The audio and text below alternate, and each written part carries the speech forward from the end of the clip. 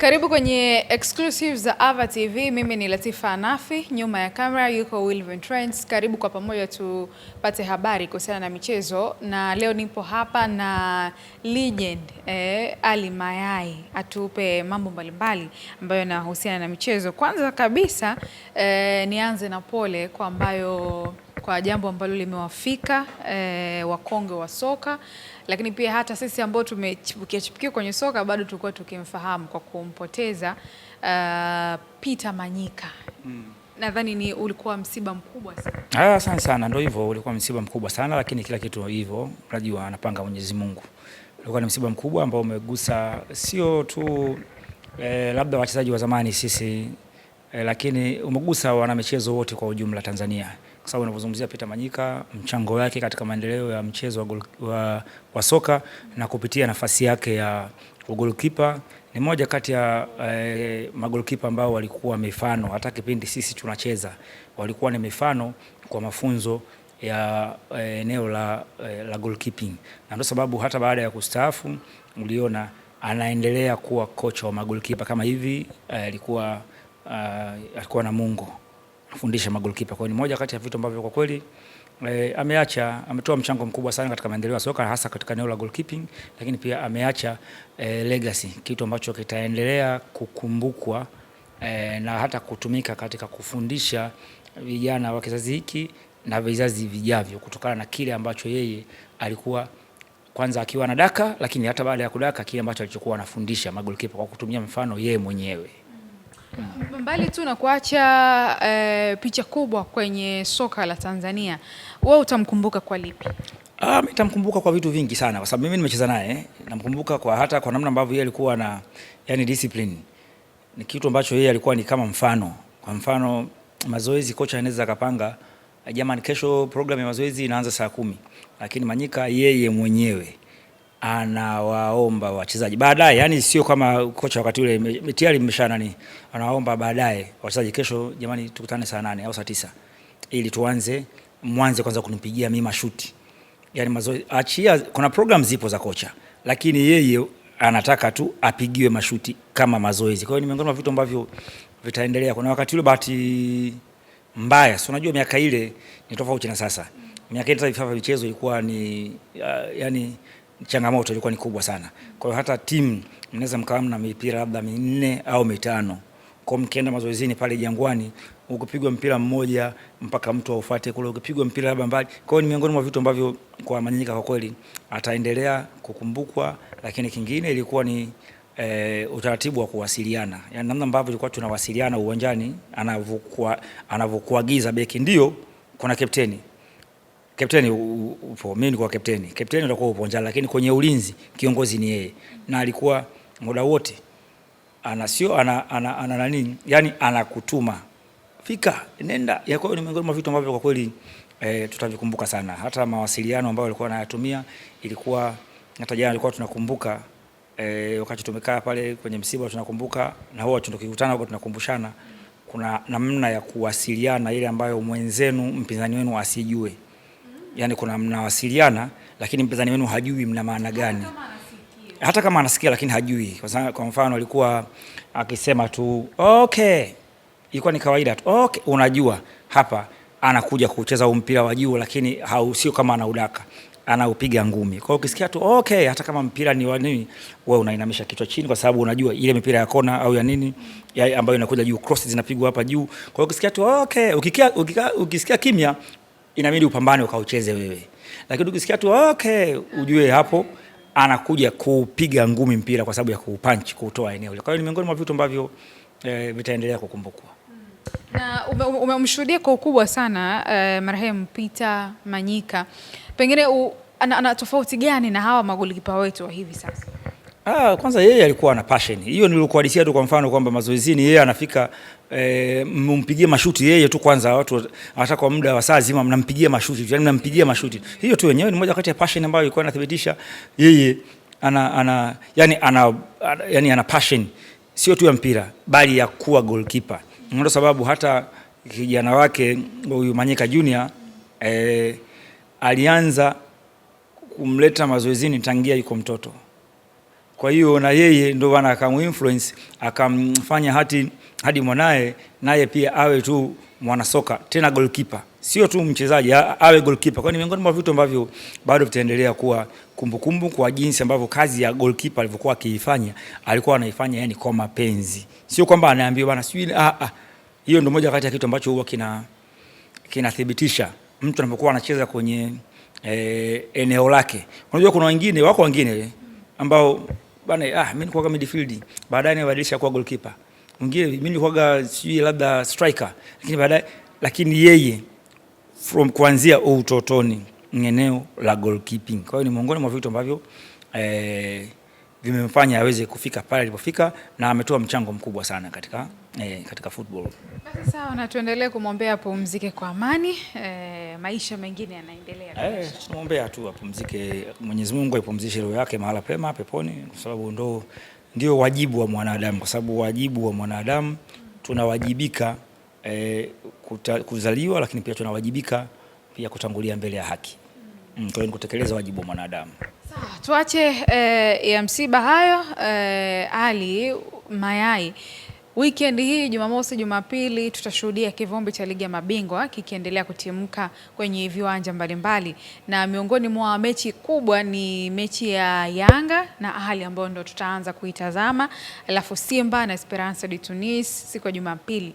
Tuanze hii mechi ya Al Ahli, Yanga wakipoteza mabao 2-0 pale uwanja wa ugenini nchini Misri kwenye uwanja ule wa Borg El Arab.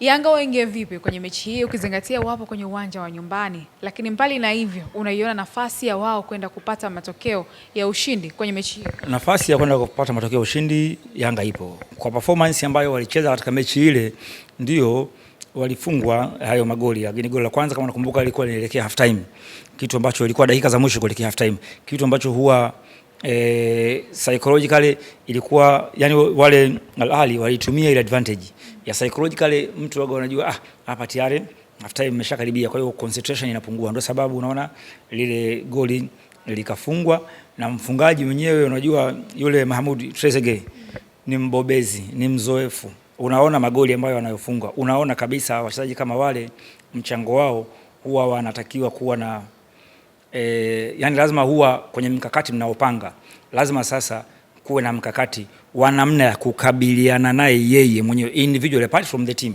Yani yeye ni hatari, kwa hiyo lazima muwe na strategy ya kuangalia namna ya kwa hiyo naamini technical bench itakuwa tayari imeshafanya analysis na kujua strategy ipi wataingia nayo ya kwenda kuhakikisha wanapata alama 3, kwa sababu nafasi hiyo kwa Yanga, nafasi hiyo ipo kwa Yanga pamoja na Al Ahly, nafasi hizo wanazo za kuingia kwenye hatua ya robo finali.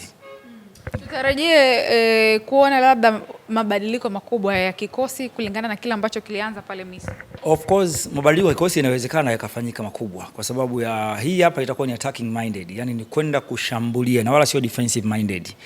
Ndio lazima umheshimu mpinzani, uweke ulinzi, lakini hii naamini kutokana na mahitaji ya alama 3 na hasa ni mechi ya nyumbani, lazima itakuwa hata viungo washambuliaji ndio watakaokuwa wengi kuliko kuwa na style of play ya kwenda kudefend. Na ndio sababu hapo nimekwambia, kwa mfano kama yule Mahmoud Trezeguet, yule ni miongoni mwa wachezaji ambao hatari, kwa hiyo lazima kuwe na mkakati wa namna ya kukabiliana naye yeye. Sasa hapo huwa kuna wachezaji ndio hata hapa ninakumbuka Sir Alex Ferguson wakati ule Manchester United wanacheza na AC Milan, tena kwa UEFA Champions League. AC Milan ilikuwa 2009 miaka hiyo. AC Milan walikuwa na midfielder mmoja Andrea Pirlo, huyo ndo alikuwa yani yeye ndio wanasema ndio uti wa mgongo wa AC Milan. Sasa alikuwa na mchezaji mmoja kutoka Korea Park Ji-sung, akampa jukumu lile la kwenda kumkaba yule tu, yani sio jukumu jingine.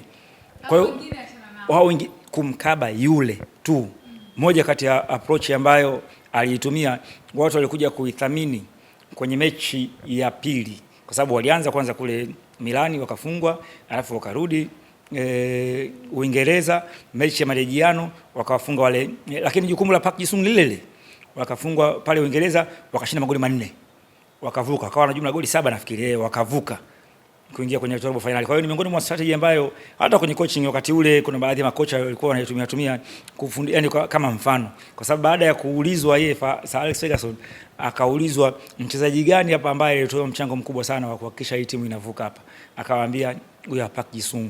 Watu hawajaamini kwa sababu watu walikuwa wanaangalia mbona mipira imegusa michache, mbona, lakini yeye ndio aliyeifanya timu ile wapinzani AC Milan wasicheze, kwa sababu ule midfielder wao ambaye ndio Andrea Pirlo hakuweza kuwa anapata nafasi ile ambayo siku zote yeye ndio huwa anakuwa anachezesha timu, anaamua anachotaka. Kwa hiyo ni miongoni mwa vitu ambavyo katika mechi kama hizo kwa Young Africans, naamini kutokana na yule Mahmoud Trezeguet jinsi alivyo na kwa uzoefu wake na kwa mchango wake wa kufunga magoli, naamini lazima kutakuwa na strategy kama hiyo ya kuhakikisha kwamba kunakuwa na specifically mchezaji anakuwa assigned task ya kwenda. Kwa hiyo ni kitu ambacho katika football huwa kinatumika. Na unashauri pia hata kocha Pedro Gonçalves aweze kutumia hizi mbinu ambazo zilitumika. Sasa mbinu zinatumika, ingawa ndio mimi nazungumza hapa ndio ni kocha, lakini sometimes pia huwa havizungumzwi mpaka baadaye kabisa. Yaani kuzungumzwa mimi hiyo huwa haiwekwi hadharani. Hii mimi nazungumza na kutoa elimu kama ni vitu ambavyo huwa vinatumika. Na vitu ambavyo huwa vinatumika ni strategy ambazo huwa zinatumika, lakini kwa kocha yeye atakwambia tumejipanga, nitapanga 4-3-2-1 au utaweka viungo wawili, lakini kuna specifically anaweza kawaambia kuna kiungo specifically yeye kiungo fulani nimempa jukumu hili. Kwa hiyo ni strategy ambazo huwa zinatumika, kwa sababu hauwezi kupanga strategy bila ya kuangalia strength na weakness ya mpinzani wako, kwa sababu ukishamwangalia mpinzani wako anachezaje, yukoje, wapi yuko vizuri, wapi na mapungufu, hapo ndipo wewe unapanga style gani utaingia nayo, na utaangalia pia jinsi ambavyo inavyo. Ndio sababu wao unaona kwa mfano kama kipindi cha kwanza haijafanya kazi, kipindi cha pili huwa inabadilika, anaingia na style of play nyingine. Tunaona tangu kusajiliwa kwa Depu ni kama nafasi ya Prince Mpumelelo Dube inaanza kuwa jifinyu hivi. Ukianza mechi na Al Ahly Depo anaanza, lakini pia hata kwenye mechi dhidi ya Dodoma Jiji Depo alipata nafasi ya kufunga mawili. Tutarajie pia kuona akiendelea kumweka bench Prince Dube. Sasa kwenye mechi kama hizo sasa ndio sasa unaweza ukashangaa wanaanza kutokana na ndio attacking minded, hadi kuna mechi ambazo mwalimu anataka kushambulia.